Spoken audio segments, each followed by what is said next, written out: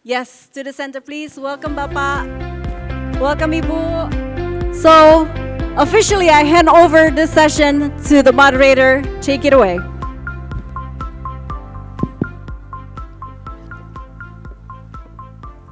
Assalamualaikum warahmatullahi wabarakatuh. Good afternoon, everyone. I hope you all have a good lunch. It is the post-lunch moment, the sleepy, but I promise the session will keep you wide awake and full engaged because the topic we are about to explore affect every one of us. The session is titled Innovation, Commodity, and Food Security. And in this rapidly shifting global landscape, this is more interconnected than ever before, from volatile commodity markets to climate challenges, from technological breakthrough to policy reform. We are in the midst of transformation in how we grow, distribute, and secure our food security. And we are joined by three outstanding speakers, each bringing a valuable perspective from government, academia, and industry. Each of them will have around 8 minutes to share their insight, and we will continue with a discussion. And the first speaker, Pak Zainul, Coordinator for Monitoring, Evaluation, and Reporting Bureau of Planning, Ministry of Agriculture Indonesia. Pak Zainul will delve into how Indonesia is responding the global food crisis, climate change, and economic shock through innovative agricultural strategies. And he will explore the government's blueprint for transforming traditional agriculture into a modern, technology-driven sector supported by both initiatives such as the Food Self-Sufficiency Program, youth engagement, and digital-based smart farming system. Pak Zainul, this time is yours. Ya, boleh Pak.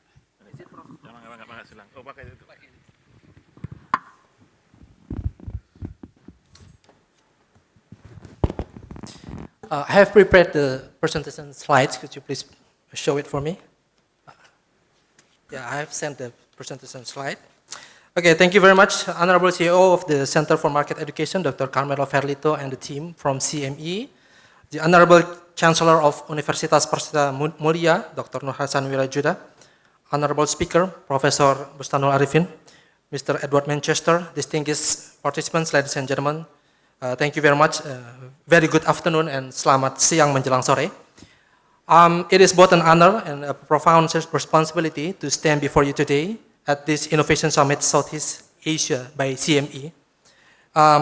Let me begin by expressing my deepest appreciation to the Center for Market Education for organizing this critical summit. Ladies and gentlemen, it is mentioned before by Mrs. Moderator that we are facing a global food crisis, and the global food crisis is real. Could you please help me to show the presentation slides that I have sent? So the numbers of people who are suffering from hunger is real. And according to the 2024 Global Report on Food Crisis, around 345 million people worldwide are currently facing acute food insecurity.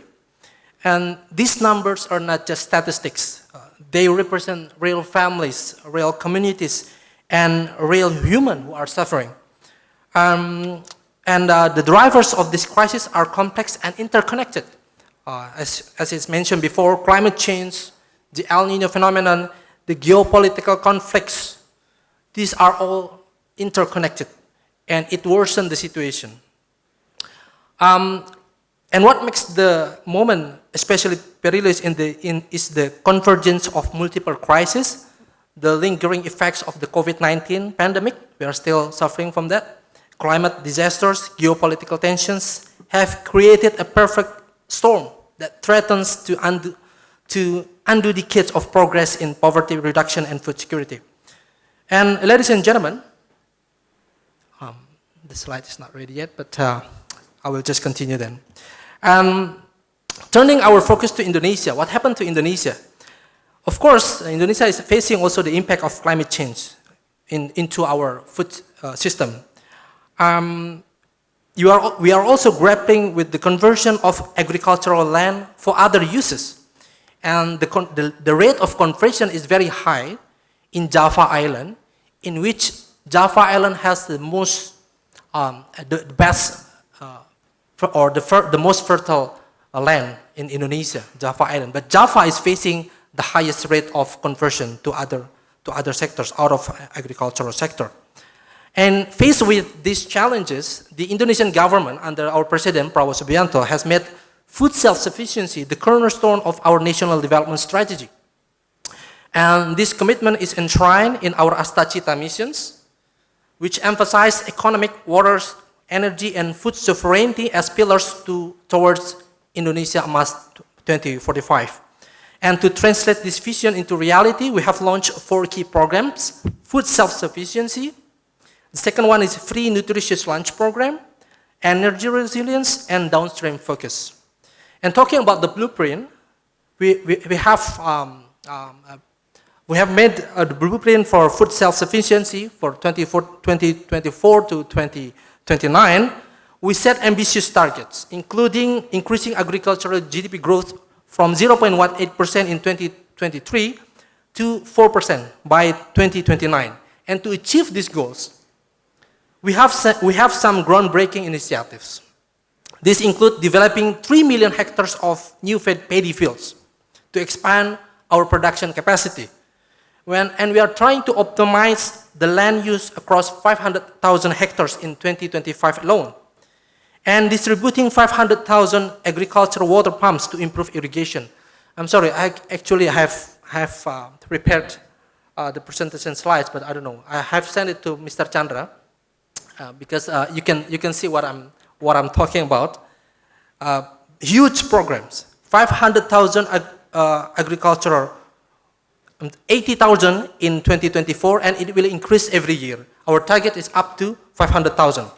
And we are cooperating with the Indonesian Army, the TNI, and the National Police, the Poultry, to support the farming communities. And the early results are encouraging. Thanks to the new Impress number 6 in year 2025, which mandates the government procurement of grains at 6,500 per kg. Jadi saat ini gabah at any condition will be procured by the government at the price of 6,500 per kg at any condition. The result is we have a huge stock in Bulog. Stok di Bulog sangat besar sekali, 3 juta ton. We have stock in Bulog around 3 million tons of rice. Usually in every year, we only have stock between 1, maximum 2 million. But this year, up to now, we are currently having more than 3 million tons of rice stock in our warehouse in Bulog. So this is one of the cornerstone that we have achieved recently. And this means that the government have the power, have the ability, have the confidence to maintain the food price stability because we have enough stock. And if possible, we could also export the stock to other countries like Malaysia, Japan.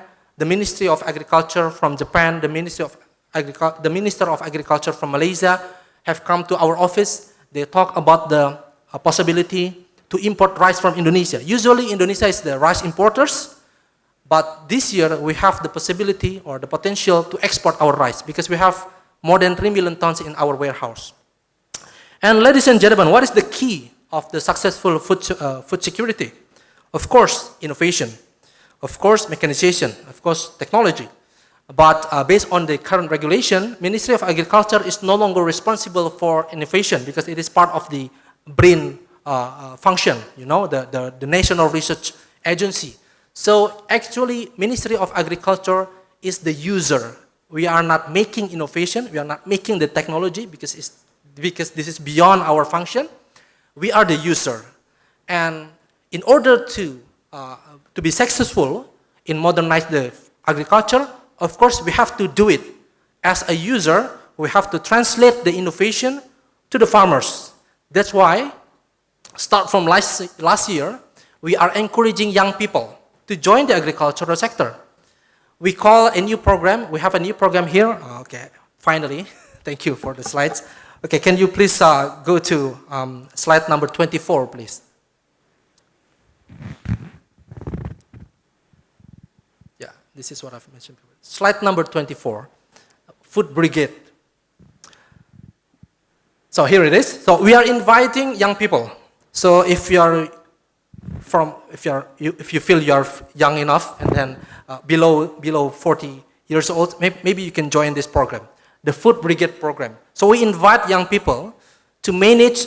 Each people can manage at least 2 hectares of piece of land.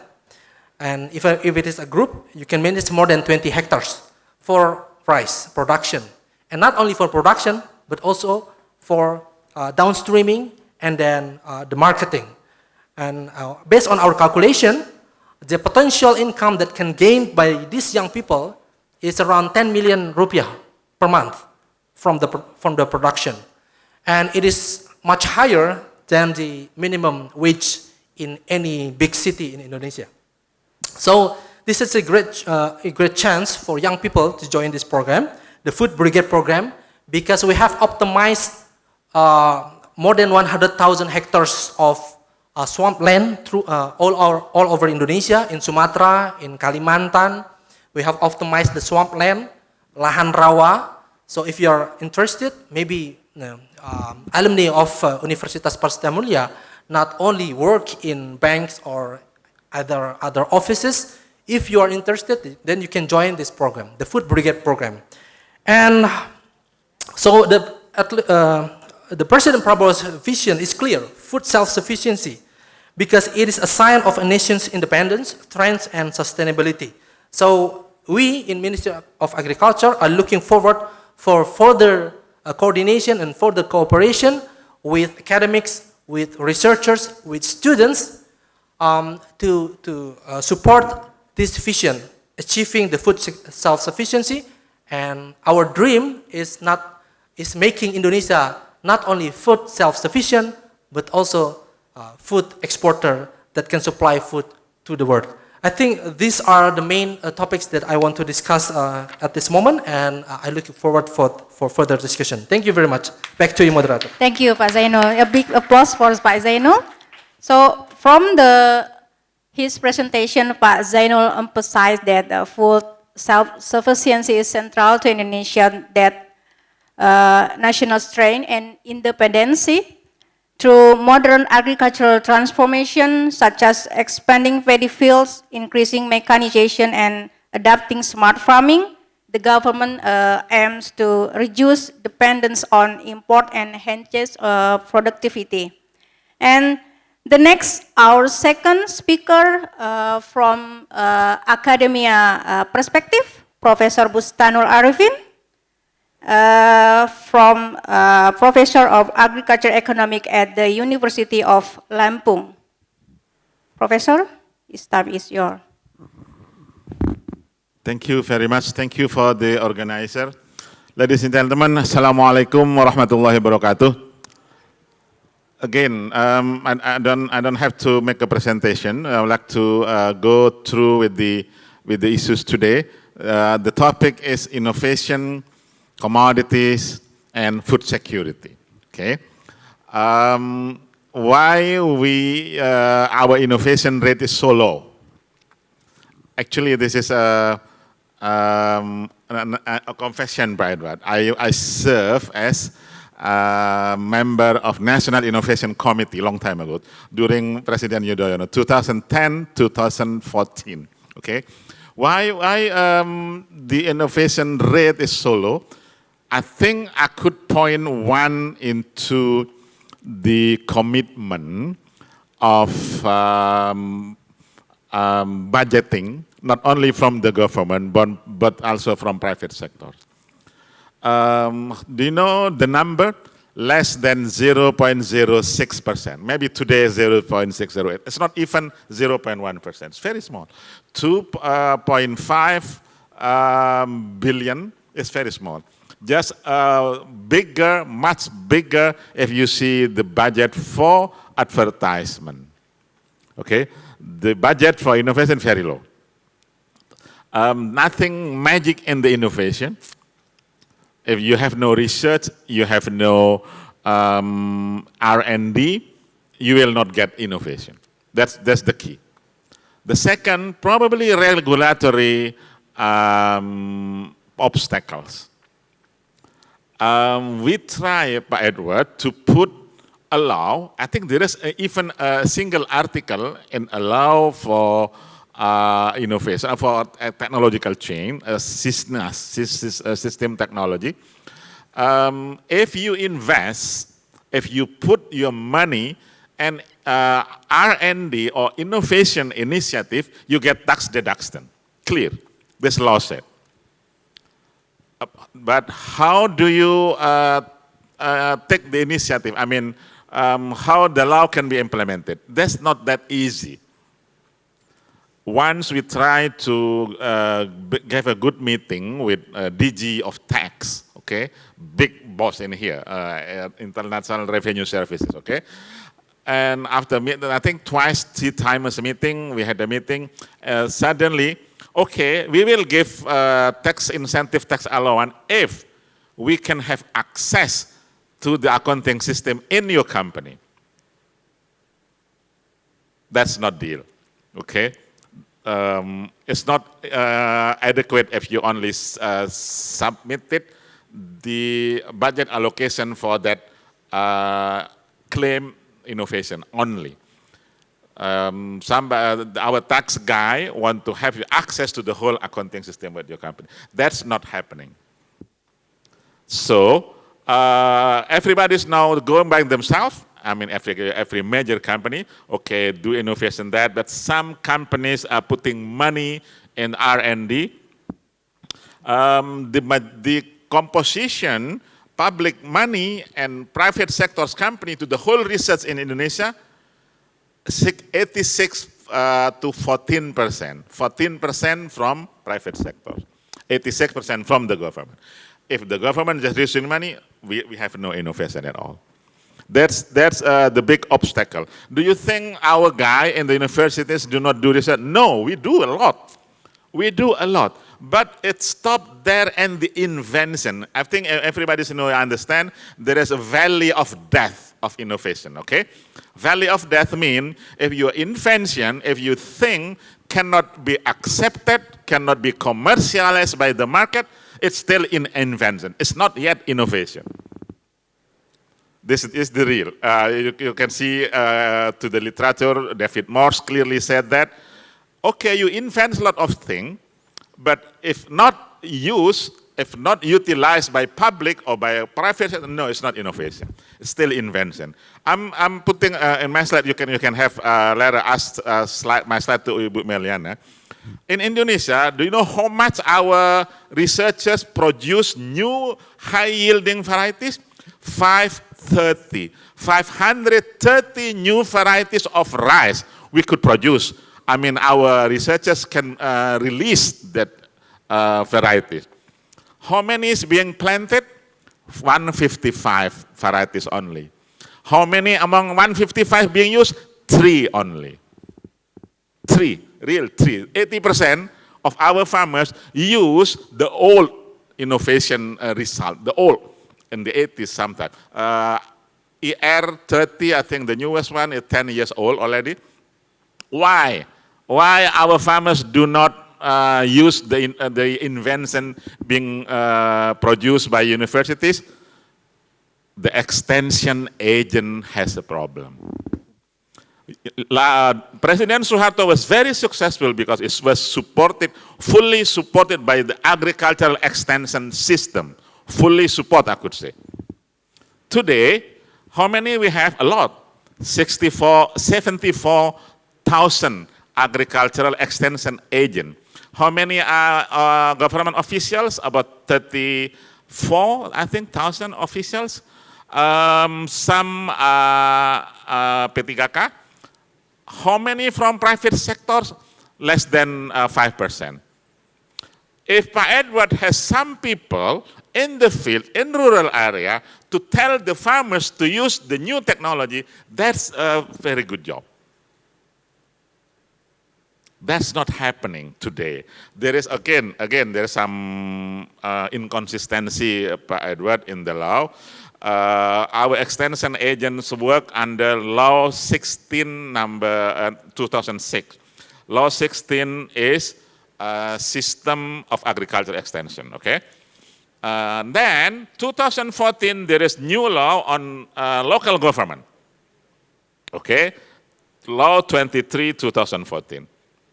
And that law, so the agency for extension abolished. No more extension agencies in the governor provincial level. No more extension agencies at the district level this time. No more. Where are they? They are sitting in agricultural services, sitting di dinas-dinas. So it's kind of serving as administrative staff instead of innovation agent, extension agent. Do you think they have a lot of, no, they have a lot of work, a lot. They have to report to Pak Zainul, a lot. 5 times a month, 7 times a month to make a report, administrative report. Do you think they have time to do extension? No, they don't have time. So, there is no way innovation can go through themselves without being empowered by any agency, by him, by advertisement, by any agent. Look like this time Mr. Minister really, he understands about that. He's trying to centralize again. Okay, there is a decree already for that. I think ministerial decree. Is it presidential decree? Presidential decree for that, but there is no money. It's not yet implemented. You understand in Indonesia, there is efficiency, okay? So even though we have new law, when there is no money, no budget allocated, nobody fight in the parliament. I think somebody in this room has to fight in the parliament to give money for the extension agent to really improve the innovation. Do you think can we utilize private sector? Maybe do partnership. In Indonesia, I think we understand in this room, we have PISAGRO, Partnership for Indonesia Sustainable Agriculture. It was initiated by Kadin. It's been implemented sometimes. Actually, Pak Edward is partnering between big companies and our local smallholder farmers. Okay, then utilize research. So for me, innovation have to be more targeted. You cannot do mass innovation this time because our administrative system is different. During President Suharto, yes, you could do it. Centralistic, okay? This time is multi-parties, what do you call, decentralization. You have to do tailor-made. I do a proposal, I submit a proposal ourselves to really integrated back extension system with the university. At home, the university, we have 3 dharma, okay? 3 dharma mean 3 aspects, which is teaching, research, and community empowerment, or community services. We have the responsibility for that, but of course our budget is very limited, so the issues have to integrate that. If you learn how innovation system in the US growing, they really integrated with university, for sure. Now you just listen from Pak Zainul. This time, starting 2021, I believe, Minister of Agriculture do not take responsibility for doing research anymore because we have BRIN. So, ladies and gentlemen, this is really a problem. I think they're working very hard because the research agency is somewhere else. their executing agencies sometimes do not connect. This is Indonesia, okay? There is no paperwork coming by themselves. You have to bring that paperwork. That's my point. So for me, to really boost the innovation in Indonesia, we have to do partnership. There are many models of partnership. I propose ABG, Academic Business Government, like we are here. Some people propose quadruple helix, academic, business, government, and civil society, and somebody add a lot of things, including pentahelix or something. At least you cannot do yourself. You cannot do yourself. He will do work with somebody else, of course, if you want to see. So you do not have, do not target it too much. Maybe one or two, but really make a big impact in economic term. If you can shift the curve, production curve upwards, that's innovation. You cannot work only on the same curve, but you have to have a higher curve. Ladies and gentlemen, we need your help. Private sector have to be in the leading sector of innovation, according to Pak Carmelo earlier. Yes, of course. So at least we support each other. We do our job. Sometimes our job is easier. Do research, publish, done. But we should take responsibility as well. At least talking to him, talking to somebody else, how to really transform our invention to become innovation. Thank you very much. Assalamualaikum warahmatullahi wabarakatuh. Terima kasih, Professor Bustanul. So, as Professor Bustanul said that the robust innovation is essential, Prof, but must collaborate not only the government, but the academia and private sector. Okay, the next speaker is Edward Manchester, Global Commercial Director at Ecolex Animal Nutrition. With his deep expertise in the feed and nutrition sector, Mr. Manchester will share how innovation in animal nutrition and value chain efficiency can drive both productivity and sustainability in the food system. Thank you very much, and good afternoon, ladies and gentlemen, and fellow panelists. Again, it's an honor to be here and speaking to you all this afternoon. Yeah, next slide, please.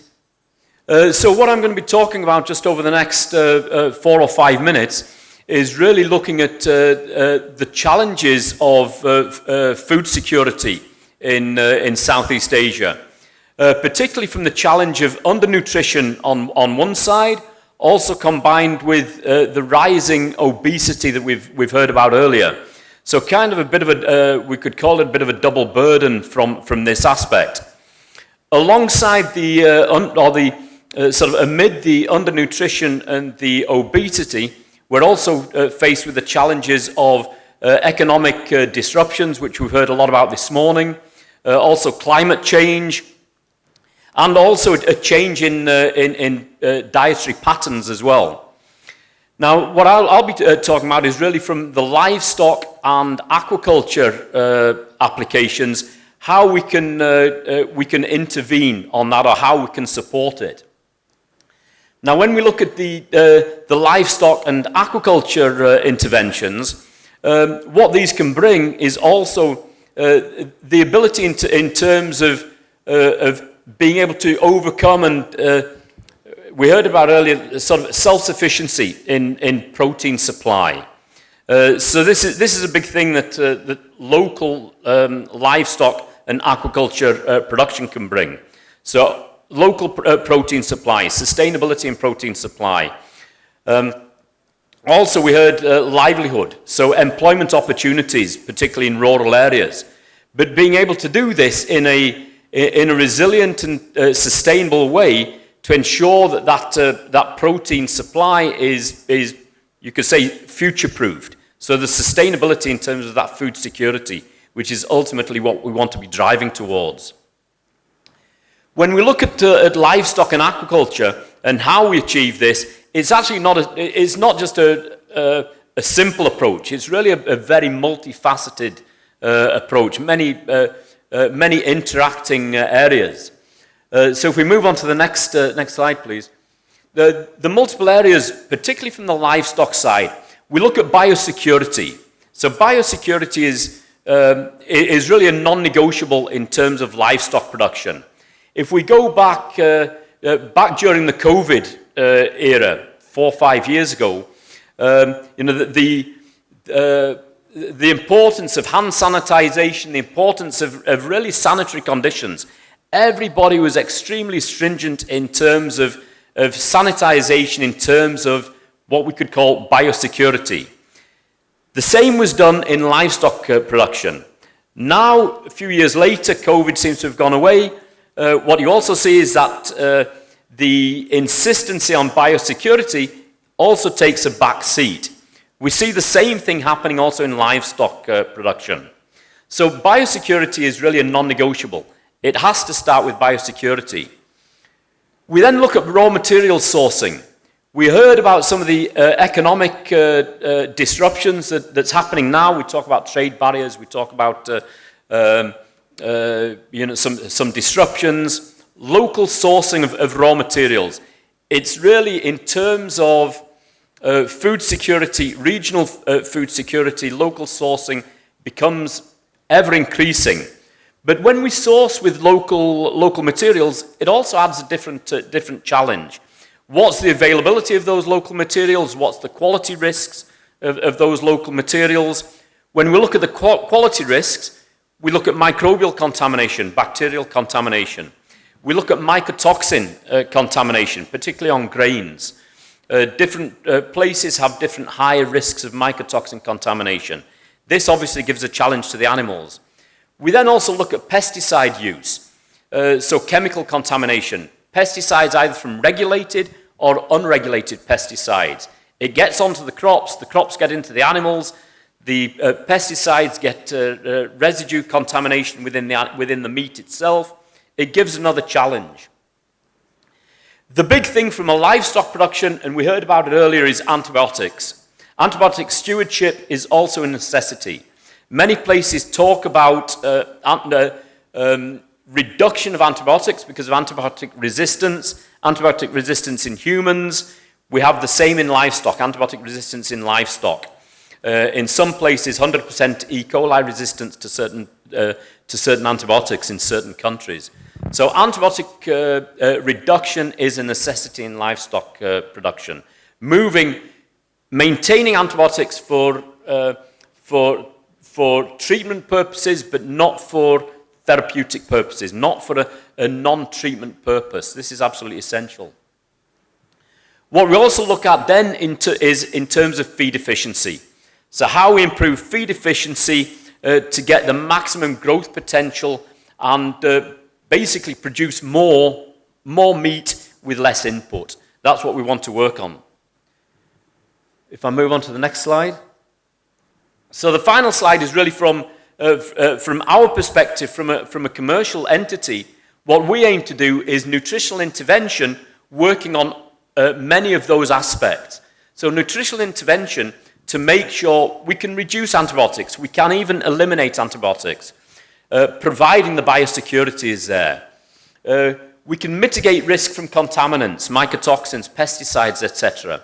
What we can also do is use nutritional intervention with alternative local raw materials, etc., to make sure we can maximize efficiency from those raw materials and get maximum growth potential from the animals. And with maximum growth potential, it means we reduce the cost of production on those animals.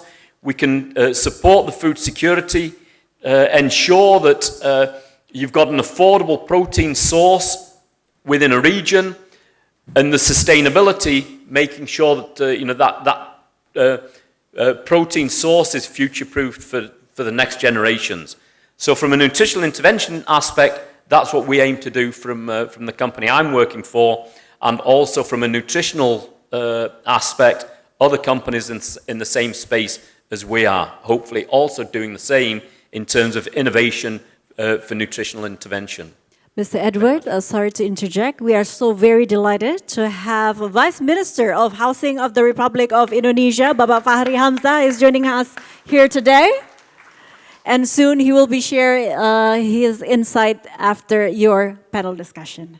Thank you so much, and you may continue. Go ahead. Sure, go ahead. No, that's me wrapped up now into the panel discussion. Excellent, excellent. Thank you so much. That's it? Okay. Okay, thank you, Mr. Edward. I would like to ask you, Mr. Edward, among the pillars you presented, biosecurity, local raw material searching, feed efficiency, and antibiotic, which do you see as the most urgent for improving food security, and why? So in terms when I presented the biosecurity, the various different aspects interrelated, they're all very much interconnected. So you cannot have one without the other. But if you say which would be the fundamental aspect that without that aspect, nothing else can work, I would come back and say biosecurity would be the number one aspect. Because you can have the best quality control, you can have the best nutritional intervention, but if you don't have that biosecurity in place at the start, you're never going to be able to develop a magic bullet to overcome and get performance. Okay, terima kasih.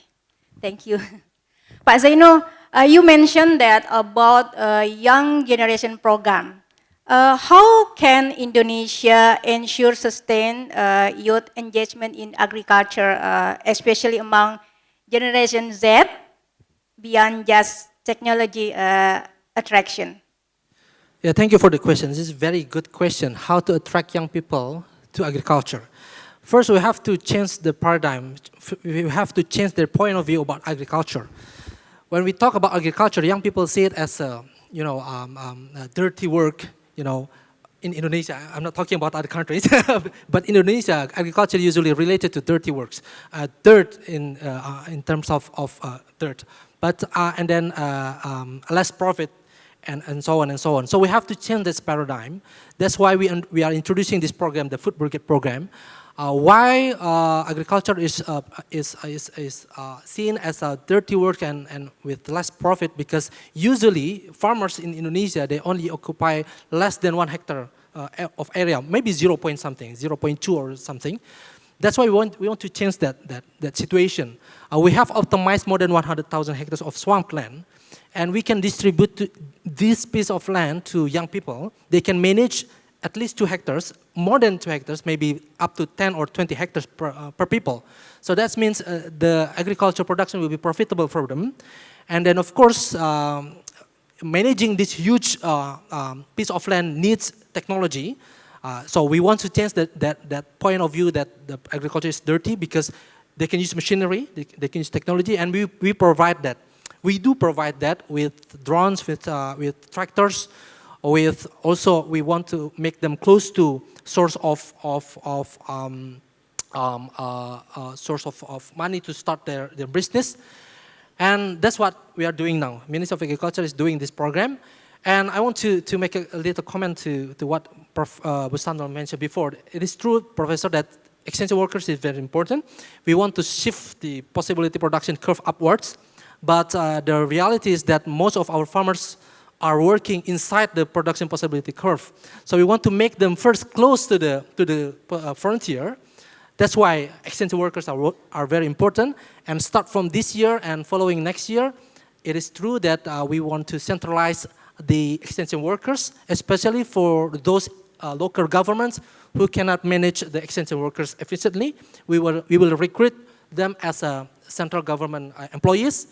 And don't worry about the money, because it's been discussed with Ministry of Finance, and there is a big chance for that. There's a possibility for that. Thank you. Okay, thank you, Pak Zainul. Next, for Professor Bustanul, precision farming and digital technologies offer great promise, but adoption seems slow in rural areas. How can we accelerate technology transfer to farmers, especially those in remote regions, Prof? Thank you, Ibu Meliyana. Could you open, please, my slide number 7, if you can? please open my slides, slide number 7, the one that has modernization and digitalization, if you can. I will show the real innovation part, but maybe you can comment that later. Do you have one? You have my slide, please? Goes to slide number 7. Modernization and digitalization. That's very important. Ladies and gentlemen, there is a young guy, while waiting for that, no? There is a young guy named Kang Ujang. Kang Ujang, you can imagine that he is from West Java. No, that next one. Next one. Next. That one. Stop there. Okay. Kang Ujang established companies called Habibi Garden. Habibi without A, without E, Habibi. You can search that in the internet. What he did, it's been doing so far. So this is why I said innovation started from the first end. I mean the very first end of the chain. He offered a service to install solar cell in rural area. Okay, solar cell is affordable anyway. So there's no electricity in rural area. Solar cell can take money. I mean, take water, groundwater, well, surface water anyway, and put it in the tank and distribute it to the field, agricultural field. Normally horticulture. That's very prone to, very sensitive to dry area, okay? And he established an app, he created an application that can monitor the water content, water level, I mean, and pests and diseases, observing from the cell phone. Farmers now have cell phone everywhere in the rural area, okay?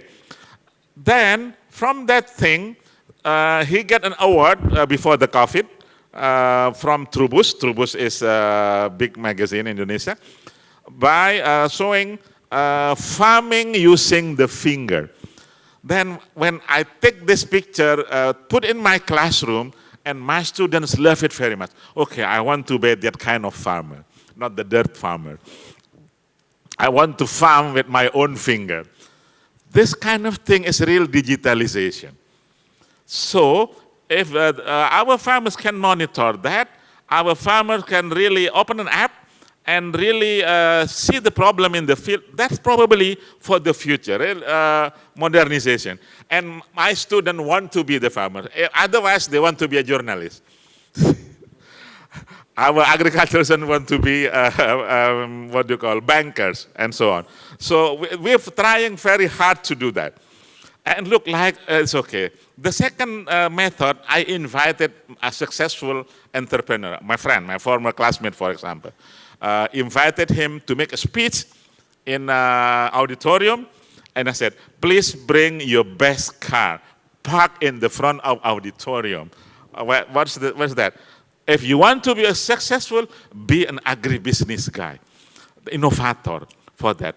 Look like everybody's taking picture with him, at least not targeting 10%, at least 2-3% to become entrepreneur like that. I think that's really innovator. You cannot do everything, but probably we could expect from him, from Pak Zainul, if really the governments want to create a new ecosystem for innovation in rural area, whatever, you can use Koperasi Merah Putih, whatever that. That's probably the kind of arena that could be, what do you call, collaborative again, coming back into partnership, academic, business, government, and civil society. Thank you. Interesting, ya, Pak.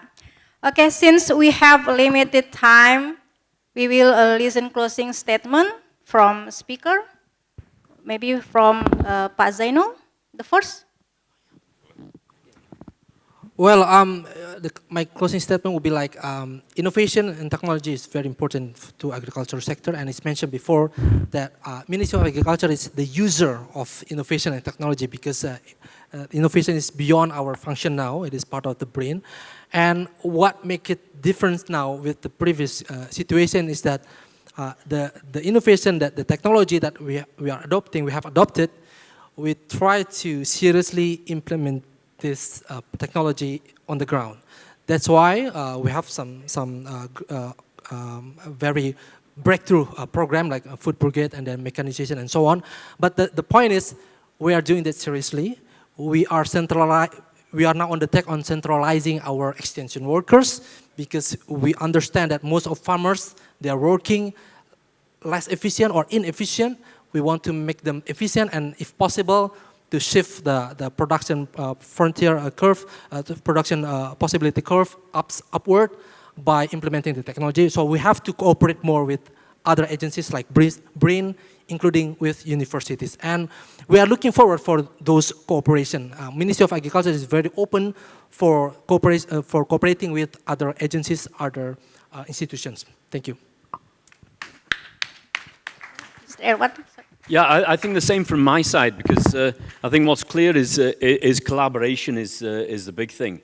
And I think as Professor mentioned here, like sort of a helix, a triple helix, or even a quadruple helix sort of collaboration. I like this this sort of mindset, because I think if you've got academia, you've got private business, you've got the you've got the governmental involvement as well, and you have the industry or the private users. I think really this is a way to shape up and really advance innovation, or fast track innovation. Thank you. Prof? Okay, thank you very much, ladies and gentlemen. We invite you, the private sectors, to really look at us, the research results. Okay, we have a lot of invention, so we have to shorten the death of valley. Normally, 7 years, normally, or dead. Okay, if you can shorten to become 2-3 years, that's we can contribute to food security, not only in rice, but in everything. Pak Edward mentioned in nutrition, of animal nutrition. Mention it, please. We have a lot of research results already. Sometimes we cannot publish very well. We are not, what do you call, a movie star or something, but just talk to us, collaborate with us, we will invite you. We have a lot of research results that needs to be commercialized and be adopted by wider public. Thank you very much. Okay, thank you so much for all speakers. Please give a big applause for all speakers. And we will conclude the panel discussion today, and see you next session.